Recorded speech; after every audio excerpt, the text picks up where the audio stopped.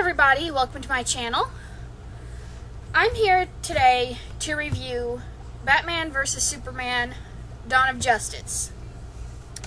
First, let's start out with the rating. I'm going to give it a 9 out of 10 for many reasons. A lot of people are saying it's bad, but there are also reasons why it's really good. So first, let's start out the ones that are really good. 1, we finally get to see Wonder Woman. 2, we finally get to see Batman and Superman in the same universe in a live-action movie. 3rd, Lex Luthor. I thought this was the best Lex Luthor there has ever been so far, for at least 2 reasons. 1, Jesse Eisenberg, I think, portrayed Lex Luthor's inner dilemma, his craziness, really well, and it translated well onto the screen through him. And Ben Affleck, Henry Cavill, and Jesse Eisenberg, I think they all had really good chemistry, if that's how I would say it right. And it really made it seem authentic and real. Gal Gadot. I do have a complaint with her as Wonder Woman. Just one. In the movie, she does have an accent. And if we're going based on the comics, Wonder Woman never had an accent. That's my only complaint with that. And probably my only complaint with the overall movie. Because here's the reason why I think I love the movie. And many people are saying it sucks, it's this, it's that. Well, it doesn't suck, but it's also not the greatest movie ever. And I'm going to explain why. Here's why I think it's a really great movie.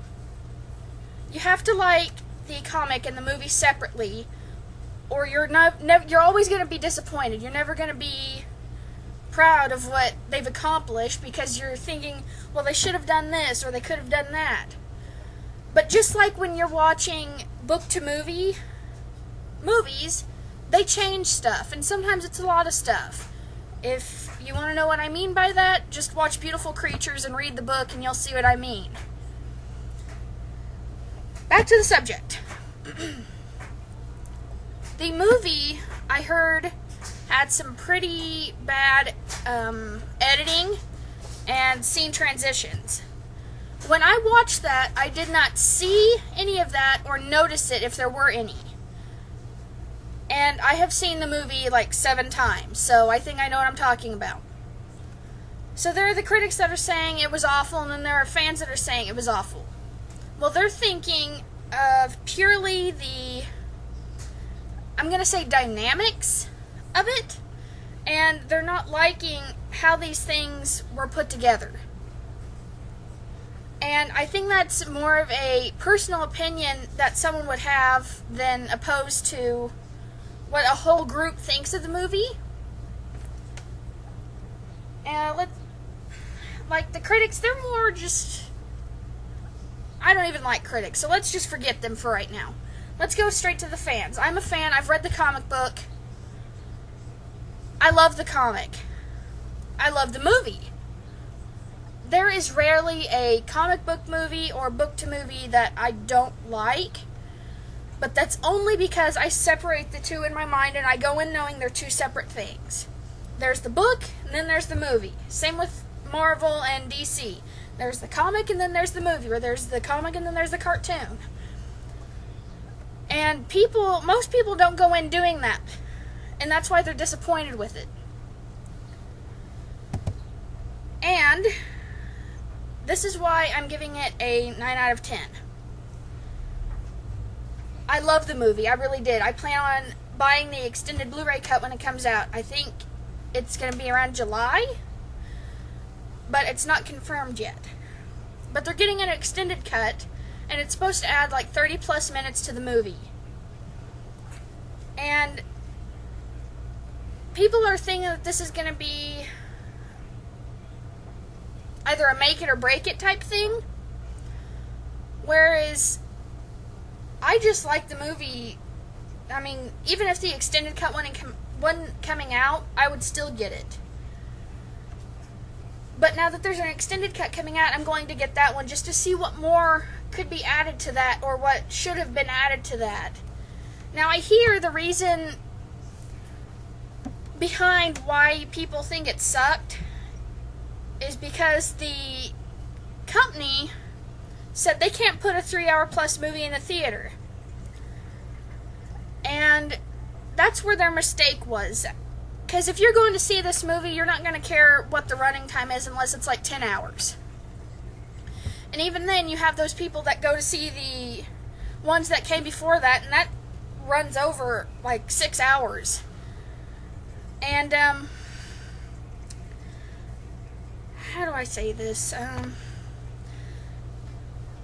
They should have put in the extended cut anyway. There shouldn't have been a extended cut. There should have been just the original cut that had that 30 minutes in it. Anyway, end of story. But I like how it is anyway.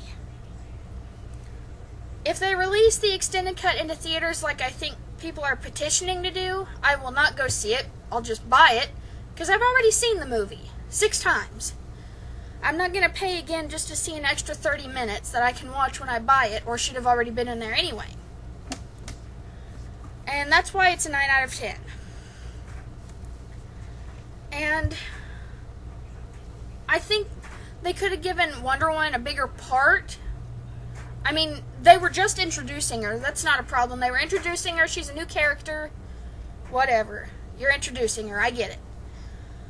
But the thing is I think they could have given her a little bit bigger part throughout the movie. Like, instead of going around in museums with Batman, maybe, I don't know, maybe they could have just teamed up. I mean, besides at the end, obviously they team up then. But I think it could have been a little more in-depth. Her character could have been more in-depth to the story. Because to the story, she really wasn't essential. I mean, it would still be the same movie even if Wonder Woman wasn't in it. That's what I mean. I would have liked her part to have meant something to the movie. And I don't think they did that very well. But like I said, they were just introducing the character, and I understand that. And I like that they released BVS, Batman vs. Superman, early, but I do think Wonder Woman's character would have been better off if they had released the Wonder Woman movie first and then Batman v Superman. And they did not do that, so I can see where people would have gotten a little confused. Now, that's my complaint with Wonder Woman, that and Gal Gadot's accent. I don't think Wonder Woman should have had an accent.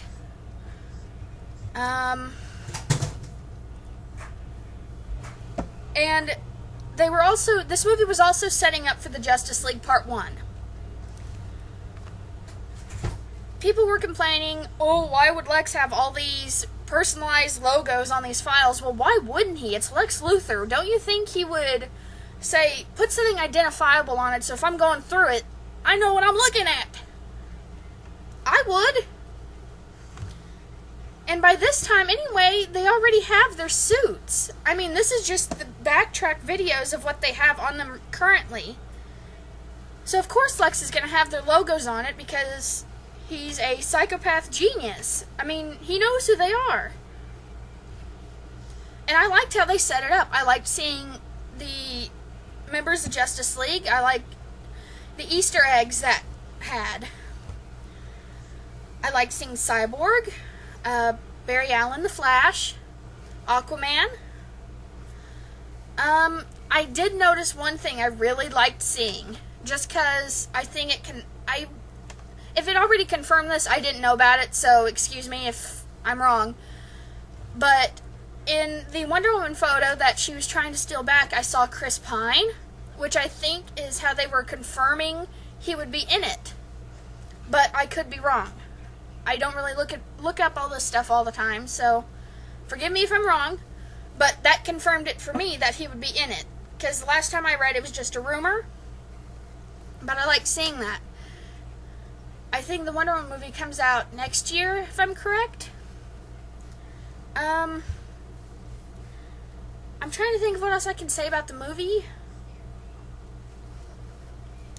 Ben Affleck as Batman. Best Batman. Hands down, best Batman I've ever seen. So far. I liked how his suit had a voice modulator instead of him just going brr, brr, brr, brr, like Christian Bale. So, I mean, Christian Bale, he was a good Batman, but, I mean, he was kind of ridiculous going around as, like, I'm Batman. You know what I mean? I can't help but laugh when I see it. I love the movies, don't get me wrong. It just, kind of silly. So I liked that this Batman, Ben Affleck's Batman, had a voice modulator on his suit. Henry Cavill. Loved him in this movie. It showed Superman had a darker side than just the, excuse me, goody-goody two-shoes side. He was not bad, but it showed that he had a darker side, and that he would do whatever it took to make sure his mother lived, including kill Batman if needed. He didn't want to do that, but he was willing to do that to save his mother. And, another thing people are complaining about is it's called Batman vs. Superman, and there's literally like a 5-minute fight between them. But, look at the title. Does it say anywhere Batman fights Superman? No. It says Batman vs. Superman. And they were versus each other in the movie. They were against each other. Now, if it had said Batman fights Superman, I would have been in there going, what is this? What's happening? But no, that's not what the title was. So those who are disappointed because of that aspect, well, I'm sorry. Perhaps you didn't read the title. Another thing. If you didn't understand what Lex Luthor meant at the end by the bell's already been rung and you can't unring them, that means Darkseid's coming. Yes, finally, Darkseid! Anyway, there's obviously a long way before we get to there. I mean, we've got Justice League Part 2, I think, coming out next year or the year after. And then Part 2 the year after the first one comes out. So we've obviously got at least a 3-year wait to see that. And I think they're probably going to try and build that up in the next DC movies. I'm not sure if the Justice League are getting solo movies before the Justice League movie comes out. Like if there's going to be an Aquaman movie or Cyborg movie, I don't know.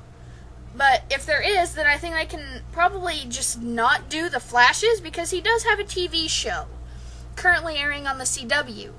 I'm sure these fellow DC people that are listening to my review right now have watched it. I own the first season. Love it. I think they could do without a Flash movie.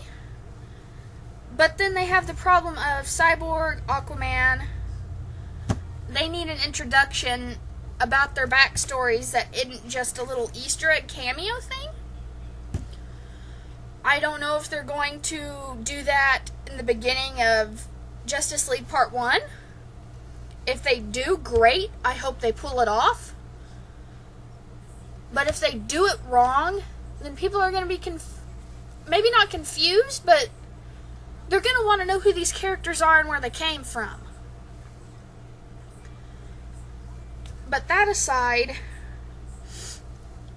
I think they'll get it pretty close to what it needs to be. May not be perfect, but I'm sure it'll be good. And I've been told that Jared Leto makes a cameo in Batman vs. Superman as the killer killing Batman's mom and dad. I don't know for sure, that's just a rumor, but it's something for you all to check out when you see it. Let me know. I'd like to know. And I know Ben Affleck is going to reprise his role in a cameo in Suicide Squad. I'm sure you've seen it in the trailer. I'm sure that'll be a good movie too. I don't really know what else I can say about the movie that I haven't already without repeating. But if you have any questions, I'd be happy to answer them. Just comment your question on the bottom of the video, and I will get back to you as soon as I can. I'm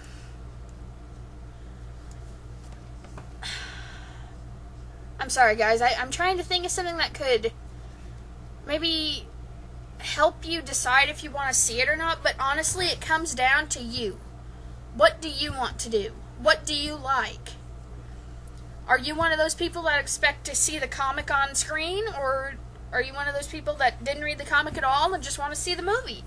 Or maybe you're the person like I am who likes the comic and I like the movie, but you have to like them separately or you're going to be disappointed every time.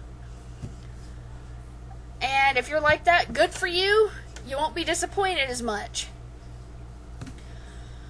I really do hope you go see the movie, though. It really does deserve it. It's a great movie. But you have to like it separately from the comic. Like I said, I hear that it has editing problems or transitional scene transition problems. I didn't notice any of that. I didn't see any of it. I felt it was fine.